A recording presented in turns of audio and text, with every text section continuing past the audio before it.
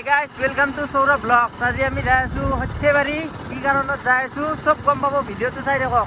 মোৰ লগত আছে স্কচ ভাই। আমি এতিয়া যাই আছোঁ, সম্পূৰ্ণ ভিডিঅ'টো চাই থাকক।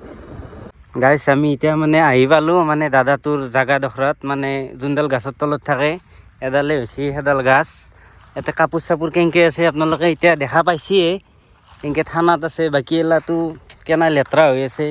এইবিকে আৰু মদৰ বটল কিবা বটল আছে চব আৰু থাকে মানে থাকাটো থাকে, কিন্তু ৰান্ধে ক'ত থাকিলা মানে একো দেখা নাই। বাকী কিন্তু দাদাটো পাগলা নহয়, ভালেই মানে ভাল মানুহ হয়। মানে ইয়াতে কেনেকৈ আছে তেওঁহে জানে মানে। আৰু আমি এতিয়া অলপ সময় ৰখিম, তেওঁ আহে নেকি চাম।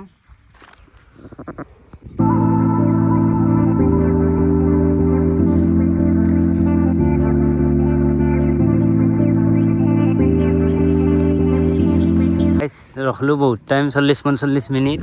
এতিয়া মানে তেওঁ এতিয়া দোকানৰ ইয়াতে কমতে এতিয়াতে নাহে, গধূলিহে আহে।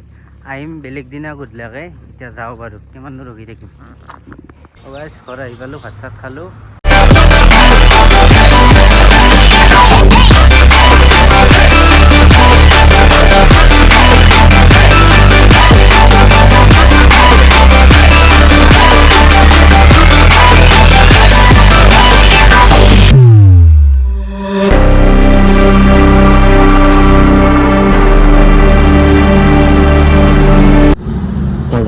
এতিয়া ৰাতিৰ ভাত খাব আহিছোঁ।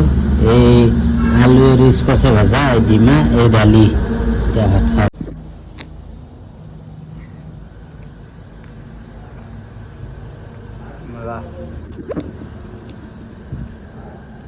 গাইজ ভাত চাত খালোঁ এতিয়া।